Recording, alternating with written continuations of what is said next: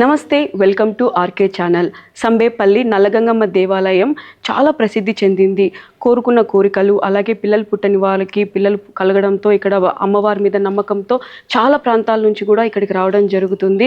అదేవిధంగా నల్లగంగమ్మ దేవాలయంలో ఒక దేవరాయి అనేది చాలా చాలా ప్రత్యేకమైనది. ఎందుకంటే అనారోగ్యంతో ఎవరు వచ్చినా కూడా ఆ రాయి మీద పొల్లడంతో ఆరోగ్యం అయితే చెక్కబడుతుంది.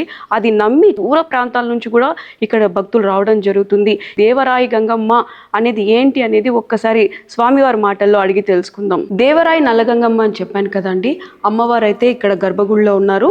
ఈ దేవరాయి అంటే ఇదే. ఈ దేవరాయి అనేది కొన్ని వందల ఏళ్ల నాటి ఒక రాయి అన్నమాట. ఈ రాయి పైన ఎవరైనా ఇటు మూడు సార్లు పొలినట్టయితే వాళ్ళ అనారోగ్య సమస్యలు కూడా చాలా మెరుగవుతాయి. అదేవిధంగా గాలి సంబంధించిన వ్యక్తులు ఎవరైనా వస్తే దీనిపైన పొల్లడం వల్ల కూడా వాళ్ళకి అలాంటివన్నీ కూడా దగ్గరికి రావు అని చెప్పి ఇక్కడ పూజారి చెప్తూ ఉంటారు. ఈ రాయి మీద పొల్లి చాలా మంది ఆరోగ్యం మెరుగైన తర్వాత ఎక్కడెక్కడి నుంచో భక్తుల నమ్మకంతో ఇక్కడికి రావడం, మొక్కుపళ్ళు చెల్లించుకోవడం అన్నీ జరుగుతుంది. ఈ మెయిన్ దేవరాయి నల్లగంగమ్మ అంటే ఈ రాయి చరిత్ర తెలుసుకున్నారంటే ఖచ్చితంగా ఎక్కడున్నా కూడా ఈ రాయి కోసం ఇక్కడికైతే ఖచ్చితంగా దర్శనం చేసుకోవడానికి వస్తారు.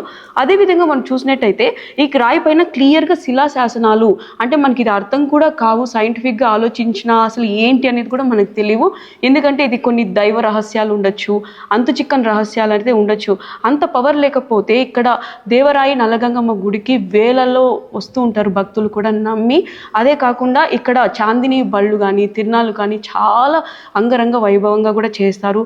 ఇవన్నీ కాకుండా పక్కన పెడితే మనం తెలుసుకునేది కొద్దిగా స్టోరీ స్వామివారి నోటితో.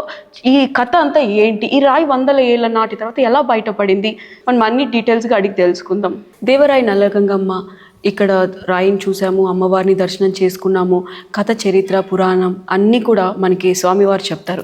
స్వామి నమస్తే. స్వామి ఎలా ఉన్నారు? బాగున్నారా?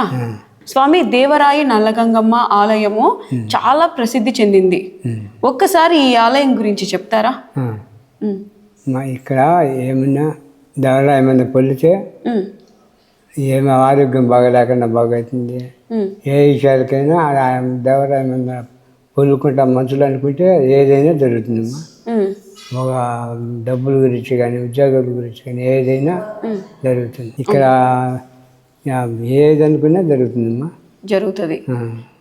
ఎన్ని సంవత్సరాలు దేవరాయిది? కొన్ని తరాలు అయిపోయింది మా కొన్ని తరాలు. అందాజుగా ఎన్ని సంవత్సరాలు ఉండొచ్చు? అది ఎవరు చెప్పలేరు. ఇక్కడ కొన్ని తరాలు ఇక్కడ ఇండ్లు ఉన్నాయి. ఇక్కడల్లా అడవుల్లో పెద్దవాళ్ళు ఇండ్లు కట్టుకుని ఇక్కడ పండు పొలాలు తినుకుంటా ఇక్కడ జీవించుకుంటున్నారు.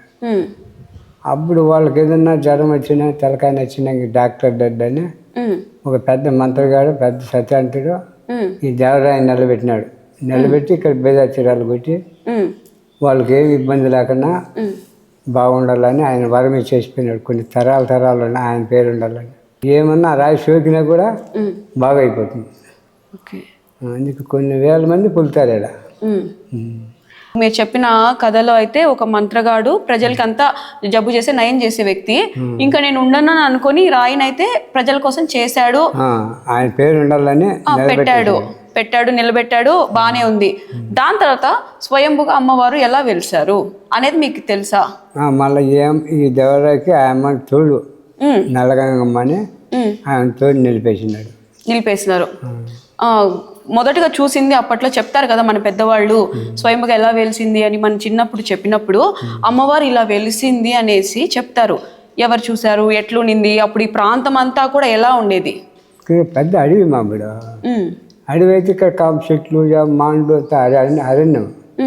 అప్పుడు ఇక్కడ అడవుల్లో ఇండ్లు కట్టుకొని వాళ్ళు ఇక్కడనే ఉన్నారు. ఇప్పుడు ఓకే, వాళ్ళ తరం అంతా అయిపోయింది. మళ్ళా ఈ చెట్లన్నీ మొలిచిపోయినాయి ఇక్కడ దేవరాయ చెట్కార.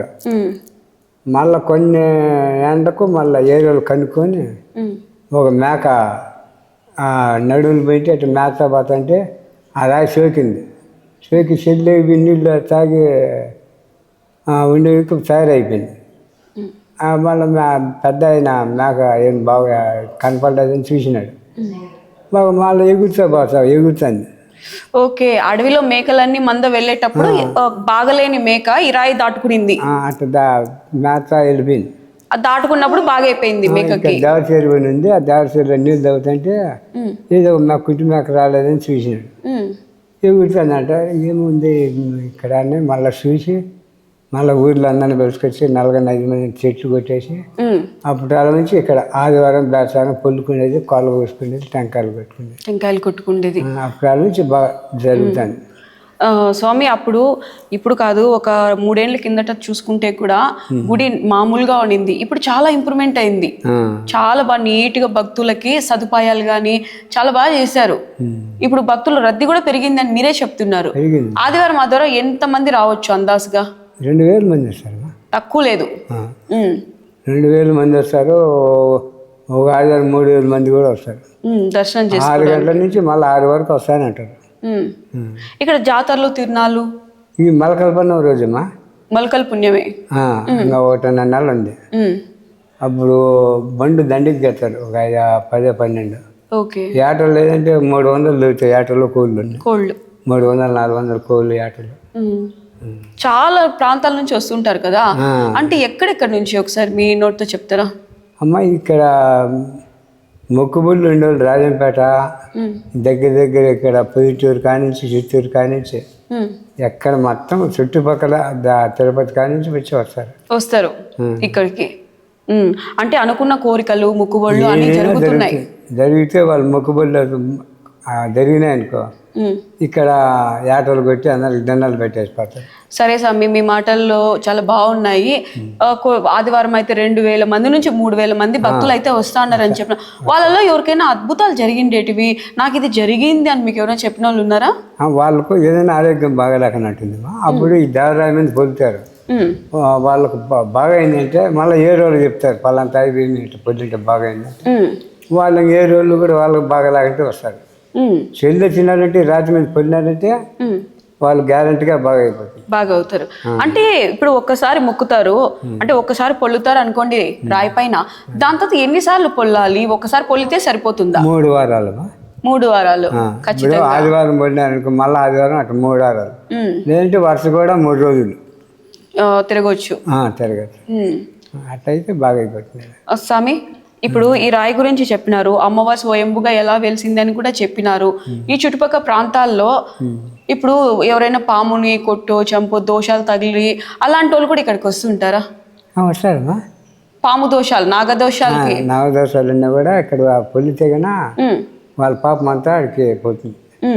ఇప్పుడు ఇక్కడ కదిరిదేవుని కొండ ఉందమ్మా, కదిరిదేవుని కొండ ఇక్కడ మా ఎదర్ల కొండ, నల్ల కొండ, ఇక్కడ 4 చుట్టూ కదా 5 కొండలు ఉన్నాయి.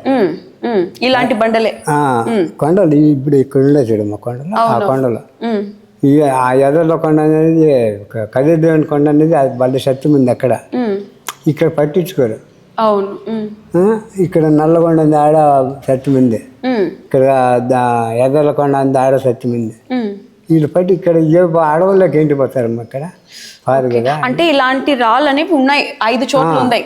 ఈ కొండలు ఉన్నాయి, ఆ కొండలు ఉన్నాయి, ఆ 3 కొండల్లో నాగు పొడుగులు మాదిరి గుండపై తీరినాయి. ఇప్పుడు ఈడ నాగు పొడుగులు ఆ గుడిలో ఉండాలి 15 పడుగులు.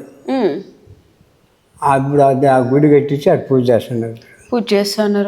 కాకపోతే అంత దూరం పోలేక, అంటే అడవిలోకి లోపలికి పోలేక ఇక్కడ దగ్గరగా అందుబాటులో ఉంది కాబట్టి, అంటే మీరు చెప్పిన కథ ప్రకారము ఆ మంత్రగాడు అనే వ్యక్తి ఇలాంటి 5 రాళ్ళు పెట్టేసి వెళ్ళినారు. కరెక్టేనా? ఇక్కడ ఒక చోట, ఇంకా మిగతా చోట్లల్లో కూడా అక్కడ చాలా ఉన్నాయి. అక్కడ అడవుల్లో కూడా బాగా ఉన్నారు పెద్దోళ్ళు. మన రాతికే తిన్నారు, అది కుట్టినే కాదు, ఏమి ముడిచినే కాదు. ఏ రకంగా ఈశ్వరుని రకము నాగపడిలో ఒక ఏనుగు మాదిరి అన్నీ చేసి ఉన్నాయి.